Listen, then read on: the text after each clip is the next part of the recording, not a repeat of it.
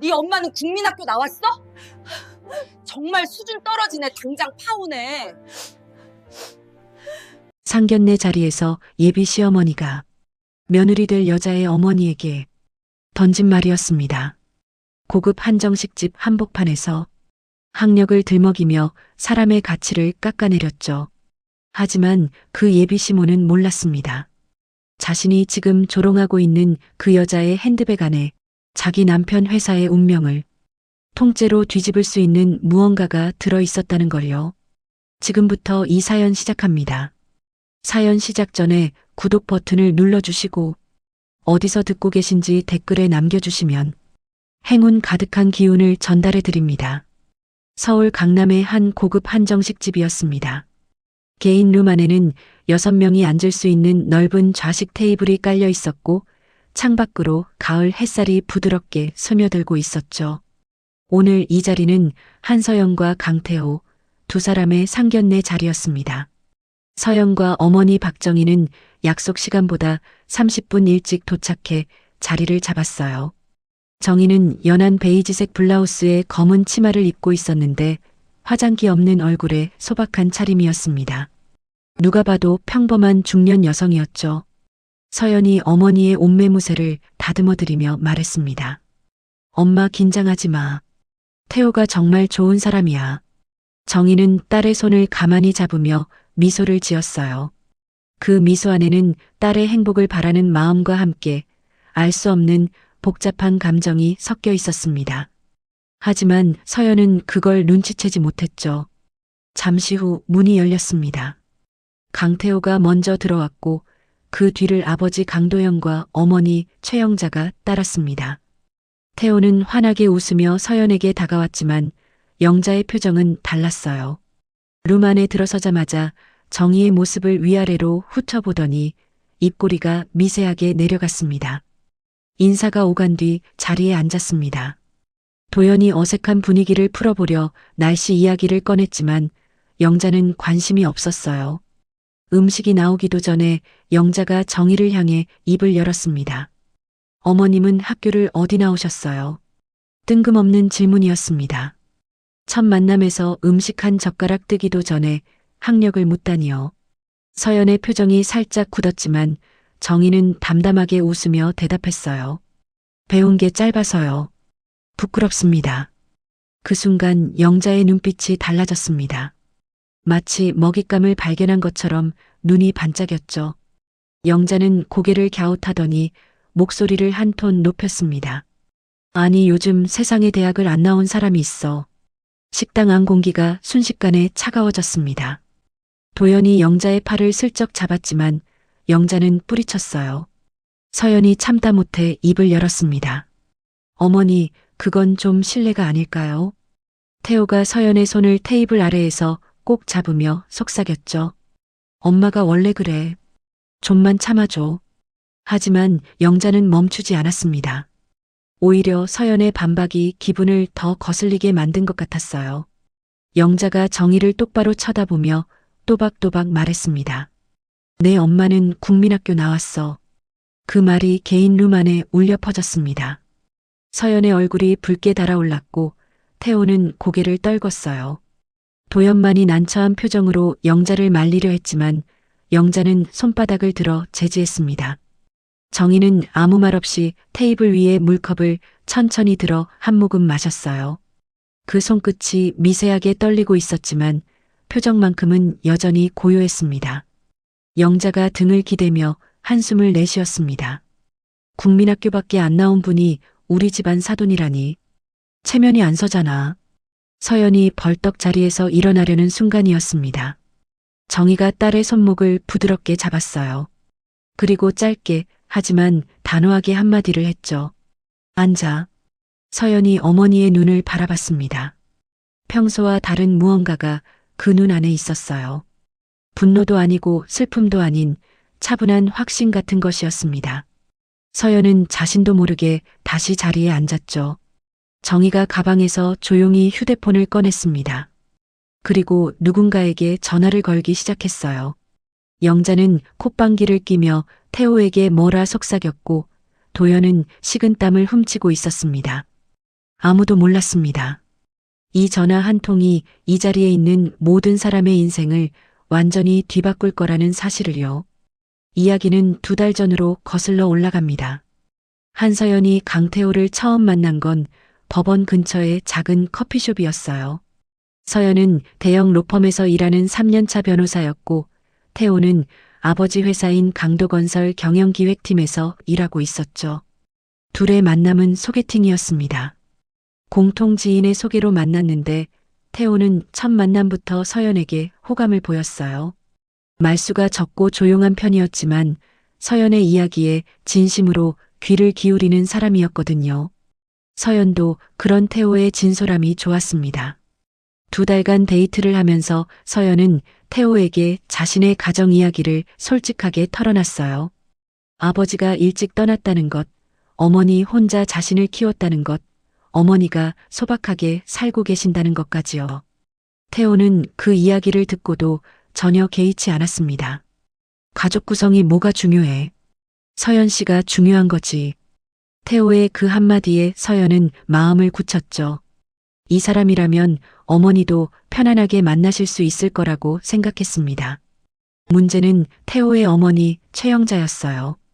태호가 상견례 이야기를 꺼내자 영자는 대뜸 며느리 집안 조사를 시작했습니다. 아버지 없이 어머니 혼자 딸을 키웠다는 사실을 알게 된 영자는 코웃음을 쳤죠. 편모 가정이라고. 그래서 어머니가 뭘 하시는데? 태호가 어머니께서 작은 사업을 하신다고 얼버무리자 영자는 더 캐물었습니다. 작은 사업이 뭐야? 구체적으로 말해봐. 태호는 서연에게 들은 대로 어머니가 조용히 살고 계신다고만 답했어요. 사실 서연 본인도 어머니의 정확한 재산 규모나 사업 내역은 모르고 있었거든요. 정희는 딸에게조차 자신의 과거와 현재를 상세히 알려주지 않았습니다. 영자는 불만이었지만 며느리가 대형 로펌 변호사라는 점 하나만은 마음에 들었어요. 최소한 며느리 스펙은 자랑할 만하다고 생각했죠. 그래서 상견례에 응하기는 했지만 속으로는 사돈 집안을 단단히 압박할 생각이었습니다. 상견례 때 확실히 선을 그어야 해. 우리 집안 수준에 맞추려면 각오를 단단히 해야 할 거야. 영자의 그 말에 태호는 한숨만 삼켰습니다. 어머니의 성격을 너무 잘 알기에 반박할 엄두가 나지 않았거든요. 어릴 때부터 영자의 말에 토를 달면 며칠씩 냉전이 이어졌고 아버지 도연마저 아내 앞에서는 목소리를 낮추는 집안이었습니다. 한편 서연의 어머니 정희는 상견례를 앞두고 동네 시장에서 블라우스 한 벌을 새로 샀어요. 10,000원짜리 블라우스였습니다. 서연이 백화점에서 사드리겠다고 했지만 정희는 손사래를 쳤죠. 이게 편해. 비싼 옷은 어깨가 뻣뻣하잖아. 서연은 그런 어머니가 조금 안쓰러우면서도 한편으로는 늘 그래왔기에 대수롭지 않게 넘겼습니다. 어머니는 원래 그런 분이었으니까요. 화려한 것보다 소박한 것을 좋아하고 자신을 드러내기보다 한 발짝 뒤에 서 계시는 분이었습니다. 하지만 서연은 몰랐어요. 어머니의 그 소박함 뒤에 어떤 세계가 숨어 있는지를요. 그리고 오늘 상견례 자리에서 그 세계의 문이 열리기 시작하고 있었다는 사실도요. 다시 상견례 자리로 돌아오겠습니다. 정희가 전화를 끊은 뒤 아무 일 없었다는 듯 휴대폰을 가방에 넣었어요. 영자는 그 모습을 힐끗 보더니 피식 웃었습니다. 전화 한 통에 뭐가 달라지겠냐는 표정이었죠. 음식이 나오기 시작했습니다. 한정식 코스가 하나둘 테이블 위에 놓이는데 영자는 젓가락을 들면서도 입을 멈추지 않았어요. 그래서 혼수는 어떻게 생각하고 계세요? 정희가 조용히 답했습니다. 형편대로 준비하겠습니다. 영자의 눈썹이 치켜 올라갔어요. 형편대로라는 말이 마음에 들지 않는 것이 역력했죠. 형편대로가 어느 정도인지 구체적으로 말씀해 주셔야죠. 우리 집안은 격이 있으니까. 서연이 이를 꽉 깨물었습니다. 옆에 앉은 태호는 고개를 숙인 채 아무 말도 하지 못했어요. 도연만이 어색한 웃음을 지으며 화제를 돌리려 했지만 소용이 없었습니다. 영자는 가방에서 종이 한 장을 꺼냈어요. 거기에는 혼수 목록이 빼곡히 적혀 있었습니다. 예단 5천만 원, 예물 2천만 원, 혼수가전 일체, 신혼집 전세, 보증금 분담까지. 영자가 그 종이를 정희 앞에 밀어놓으며 말했죠. 이 정도는 기본이에요. 요즘 어디 가도 이 정도는 해요. 정희는 종이를 내려다보았습니다. 표정 하나 변하지 않았어요. 그저 고요한 눈으로 목록을 훑어보고 있었죠. 그 침묵이 영자를 더 자극했습니다. 영자는 정희의 무반응이 무시라고 느꼈어요. 목소리가 한층 더 날카로워졌습니다. 말씀이 없으시네. 감당이 안 되시나 봐요. 서연이 참을 수 없다는 듯 입을 열었어요. 어머니, 이건 상견례가 아니라 일방적인 통보잖아요. 그 순간 영자의 시선이 서연에게 꽂혔습니다. 영자는 냅킨으로 입가를 닦으며 차갑게 말했어요. 며느리 될 사람이 시어머니한테 말댔구야. 태호가 서연의 팔을 잡으며 서연아 제발이라고 작게 말했습니다. 하지만 서연은 태호의 손을 뿌리쳤어요. 더 이상 참을 수 있는 상황이 아니었거든요. 영자가 자리에서 반쯤 일어나며 정희를 내려다봤습니다. 그리고 이 자리에서 가장 잔인한 말을 내뱉었어요. 솔직히 말할게요. 국민학교밖에 안 나온 어머니 밑에서 자란 딸이 우리 집안 며느리 감이에요. 수준이 안 맞아요. 방안이 얼어붙었습니다. 서연의 눈에 눈물이 차올랐고 태호는 얼굴을 감쌌어요. 도연이 여보 그만해라고 했지만 영자는 콧방귀를 뀌었죠. 바로 그때였습니다. 도연의 휴대폰이 울렸어요. 화면을 확인한 도연의 표정이 묘하게 변했습니다. 급하게 자리에서 일어나 룸 밖으로 나갔죠. 30초도 되지 않아 다시 들어온 도연의 얼굴은 아까와 완전히 달라져 있었습니다. 핏기가 사라진 창백한 얼굴이었어요. 도연이 영자 옆에 앉으며 떨리는 목소리로 속삭였습니다. 여보 제발 말 좀 조심해. 분위기가 심상치 않아. 영자가 짜증스럽게 쳐다봤어요. 갑자기 왜 이래? 내가 틀린 말 했어. 도연은 입술을 깨물며 아무 말도 하지 못했습니다. 방금 전화에서 들은 내용이 머릿속을 가득 채우고 있었지만 이 자리에서 꺼낼 수 있는 말이 아니었거든요. 정희는 그 모든 광경을 조용히 지켜보고 있었습니다. 여전히 미소를 머금은 채로요. 하지만 그 미소의 온도가 조금 전과는 분명히 달라져 있었어요. 영자는 도연의 태도 변화를 이상하게 여기면서도 아랑곳하지 않았습니다. 오히려 남편이 주눅든 모습을 보니 더 기세가 올랐어요. 이 자리의 주도권은 자신에게 있다고 확신하고 있었죠. 영자가 정희에게 다시 시선을 돌렸습니다. 아까 전화하시던데 어디 전화하신 거예요? 혹시 딸한테 도와달라고 한 거 아니에요? 정희는 찻잔을 내려놓으며 담담하게 답했어요. 아닙니다. 오래된 지인에게 잠깐 연락할 일이 있어서요. 영자는 코웃음을 쳤습니다. 지인이라는 말이 믿기지 않는 표정이었죠. 영자의 머릿속에서 정희는 이미 국민학교 졸업이 학력의 전부인 초라한 여자로 분류되어 있었거든요. 그때 한정식집 룸문이 노크도 없이 열렸습니다. 이 식당의 총지배인이 직접 들어온 거였어요. 양복을 단정히 갖춰 입은 총지배인은 테이블 앞에서 허리를 깊이 숙였습니다. 그런데 그 인사의 방향이 이상했죠. 영자나 도연이 아닌 정희를 향한 인사였습니다. 박 사장님 오셨다는 말씀을 늦게 들었습니다.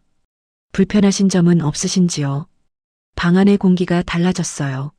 서연이 놀란 눈으로 어머니를 바라봤고 영자는 눈을 깜빡이며 상황을 이해하려 했습니다. 태호도 고개를 들어 어리둥절한 표정을 지었죠. 정희가 총지배인에게 조용히 미소 지으며 말했어요. 괜찮아요. 신경 쓰지 않으셔도 됩니다. 총지배인은 다시 한번 깊이 인사하고 나갔습니다. 문이 닫히자 잠시 어색한 침묵이 흘렀어요. 영자가 먼저 입을 열었습니다. 하지만 아까와는 톤이 살짝 달랐어요. 약간의 경계심이 묻어 있었죠. 사장님이라고 불렀는데 무슨 사업을 하세요? 정희는 웃으며 손을 내저었어요. 작은 가게 하나 하고 있어요. 사장이라고 할 것도 없습니다. 영자의 긴장이 다시 풀렸습니다. 작은 가게라는 말에 안심한 거였어요. 동네 슈퍼나 분식집 정도를 떠올린 것이 분명했죠. 영자는 다시 여유를 되찾으며 피식 웃었습니다. 그 사이 도연의 휴대폰이 또 울렸어요.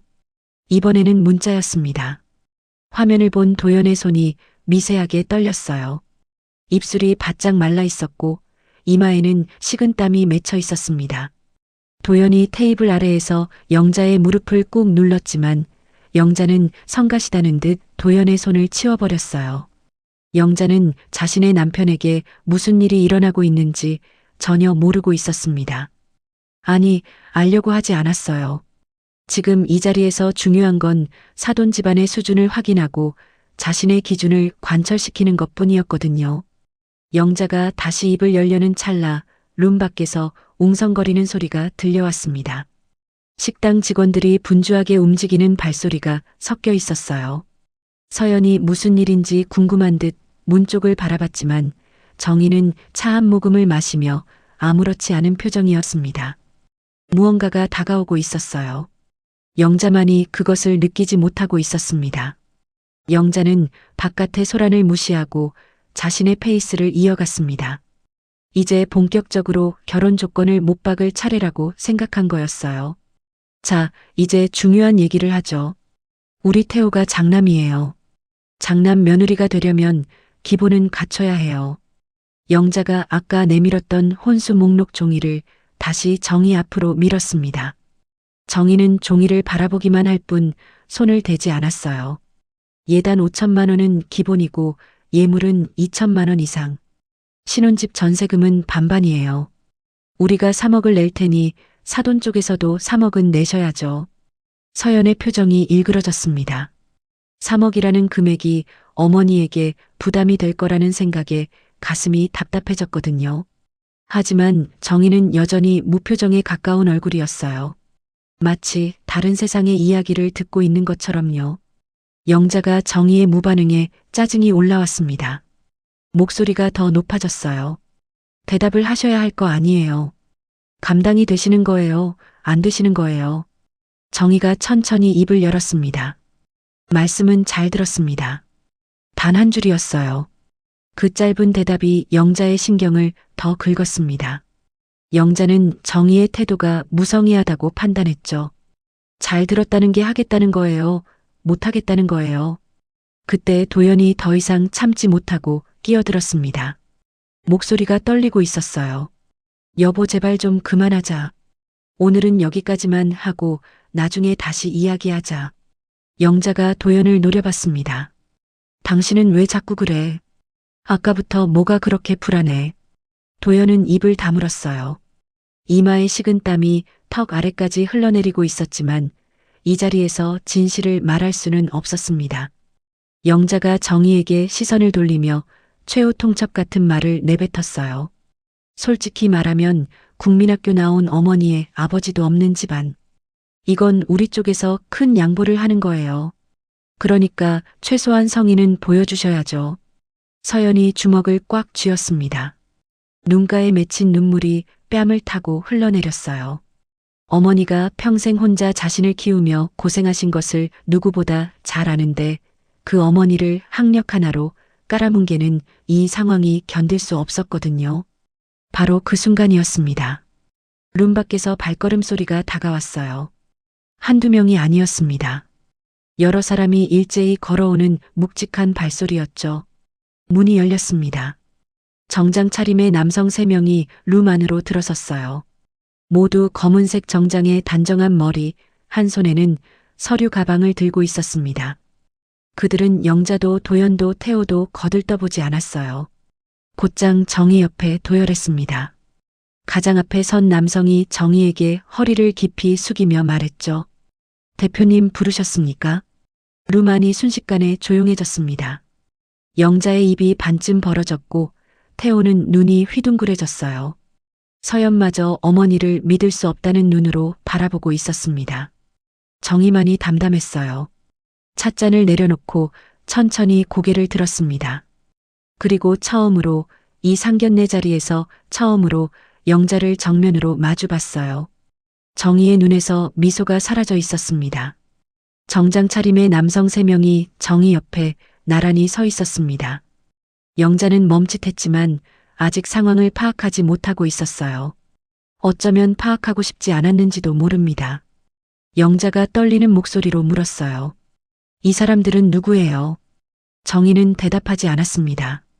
대신 옆에 선 남성 중 한 명이 정중하게 입을 열었어요. 저희는 BK바이오 법률팀 소속입니다. BK바이오. 그 이름을 들은 순간 도연의 얼굴이 하얗게 질렸습니다.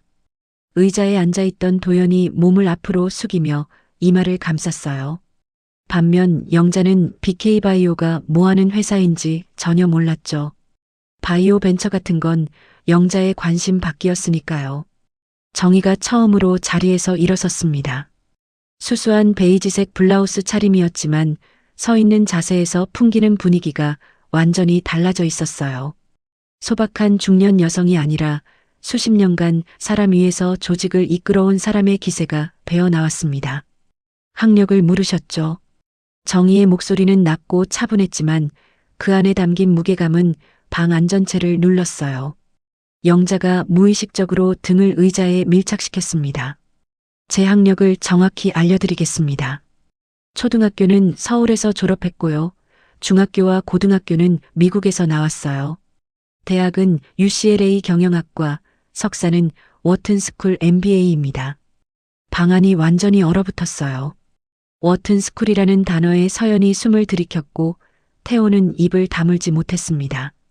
영자만이 그 학교가 어떤 곳인지 얼른 가늠하지 못하는 표정이었죠. 하지만 다음 말에서 영자도 얼어붙을 수밖에 없었습니다.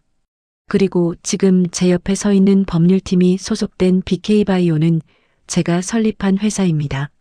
산하의 바이오 벤처 3곳을 운영하고 있고 총 자산은 800억 정도 됩니다.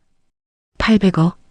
그 숫자가 방 안에 울려 퍼지는 순간 영자의 눈동자가 흔들렸어요. 입술이 파르르 떨리기 시작했습니다. 자신이 국민학교 나왔냐고 조롱했던 여자가 자신의 남편 회사 따위와는 비교도 할 수 없는 거대한 자산을 가진 사람이었다는 사실을 뒤늦게 깨달은 거였죠. 도연이 자리에서 비틀거리며 일어났습니다. 그리고 정희를 향해 고개를 숙였어요. 온몸이 떨리고 있었습니다. 저 아까 전화 받고 알았습니다. 저희 강도건설 대출 보증을 서주신 게 BK바이오였다는 걸요. 그 말에 영자의 머리가 하얘졌어요. 남편 회사의 대출 보증? 그것은 곧 강도건설의 생명줄이었습니다. 최근 자금난으로 은행 대출 연장이 절실했던 상황에서 그 보증을 서준 곳이 바로 지금 자신이 모욕했던 여자의 회사였다니요. 영자의 다리에서 힘이 빠지기 시작했습니다. 영자의 무릎이 떨리고 있었습니다. 의자를 붙잡고 있었지만 손에 힘이 들어가지 않았어요. 머릿속에서 아까 자신이 내뱉었던 말들이 메아리치고 있었죠. 국민학교, 수준이 안 맞아. 격이 있으니까. 그 모든 말들이 지금 부메랑이 되어 자신의 목을 조이고 있었습니다.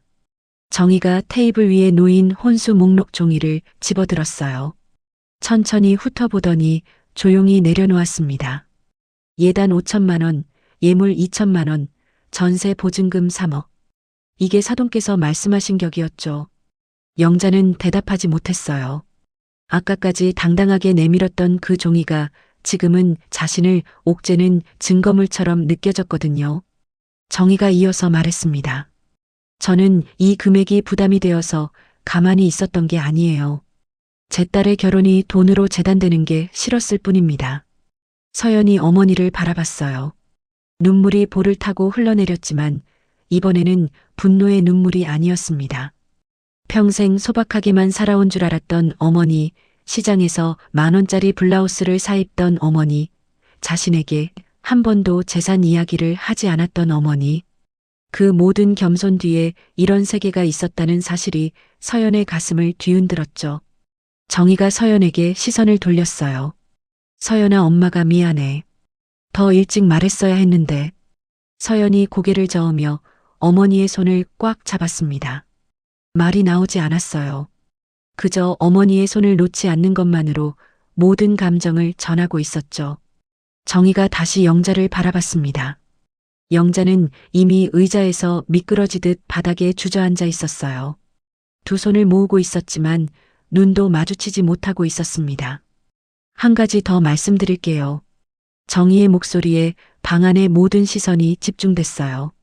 저는 한울제약 창업주 박한울 회장의 외동딸입니다.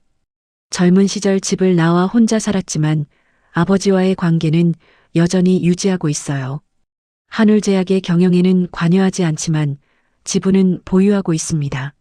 한울제약, 국내 제약업계 3위권 안에 드는 거대 기업이었습니다. 도연이 비명에 가까운 신음을 흘렸어요. 800억 바이오 벤처에 한울제약 지분까지. 자신이 사돈으로 모셔야 할 분이 이 정도 규모의 사람이었다는 사실에 현기증이 났죠. 영자가 바닥에서 기어가듯 정희 앞으로 다가왔습니다. 두 손을 땅에 짚고 이마가 바닥에 닿을 듯 고개를 숙였어요. 목이 메어 말이 제대로 나오지 않았습니다. 사사돈 어른, 제가 잘못했습니다. 제가 눈이 멀어서 사람을 몰라봤어요. 눈물과 콧물이 뒤범벅이 된 얼굴이었습니다. 아까까지 기세등등하던 모습은 흔적도 없었어요. 자신의 허세와 편견이 남편의 회사까지 벼랑 끝으로 몰아넣었다는 사실을 깨달은 순간 영자의 자존심 따위는 산산이 부서졌죠. 정희는 바닥에 엎드린 영자를 내려다보며 한마디를 했습니다. 사람의 가치를 학력으로 재는 분이 눈이 밝으실 리가 있겠어요. 그 말이 영자의 가슴에 비수처럼 박혔습니다. 정희가 가방을 들고 자리에서 일어났습니다. 법률팀 3명이 일제히 뒤를 따랐어요. 정희는 서연의 어깨를 가볍게 감싸며 출구를 향했습니다. 영자가 바닥에서 정희의 발목 근처까지 기어왔어요. 오열이 멈추지 않았습니다. 사돈어른, 한 번만 봐주세요. 제가 무릎 꿇고 빌겠습니다. 제발 보증만은 유지해 주세요. 정희가 걸음을 멈추고 돌아봤어요. 바닥에 엎드려 오는 영자, 창백한 얼굴로 서 있는 도연, 고개를 숙인 태호. 그 세 사람을 차례로 바라본 뒤 입을 열었습니다. 아까 이 자리에서 제 학력이 국민학교라고 하셨죠. 수준이 안 맞는다고도 하셨고요. 그 논리대로라면 국민학교 나온 사람의 회사가 당신 남편 사업을 보증해 줄 수준은 안 되겠네요. 도연의 무릎이 꺾였습니다. 바닥에 털썩 주저앉으며 두 손을 모았어요. 제 아내가 잘못했습니다. 전부 제 불찰입니다. 사돈어른, 어떤 조건이든 받아들이겠습니다. 정희는 도연을 한참 바라봤습니다. 그리고 한숨을 한번 내쉬었어요. 강 사장님, 보증건은 사업적 판단으로 진행한 겁니다. 오늘 일과 별개로 처리하겠어요. 다만 한 가지는 분명히 해두겠습니다. 정희의 시선이 영자에게 향했어요. 저는 학력이 짧아서 사람을 판단하는 법을 학교에서 배우지 못했어요. 대신 세상에서 배웠습니다. 졸업장이 없어도 사람을 존중할 줄 아는 게 진짜 배움이에요. 오늘 이 자리에서 배움이 가장 짧았던 분은 저가 아니었습니다. 영자의 울음소리가 더 커졌어요. 하지만 정희는 더 이상 돌아보지 않았습니다. 서연이 태호 앞에 멈춰 섰습니다. 태호가 고개를 들어 서연을 바라봤어요. 눈이 벌겋게 충혈되어 있었습니다. 서연아, 미안해. 내가 엄마를 말렸어야 했는데. 서연은 태호를 조용히 바라보다가 입을 열었어요. 태호 씨, 나는 오늘 우리 엄마가 모욕당하는 걸 바로 옆에서 지켜봤어. 그런데 당신은 엄마 손잡고 참아달라는 말밖에 못했잖아. 태호가 입술을 깨물었습니다. 할 말이 없었어요.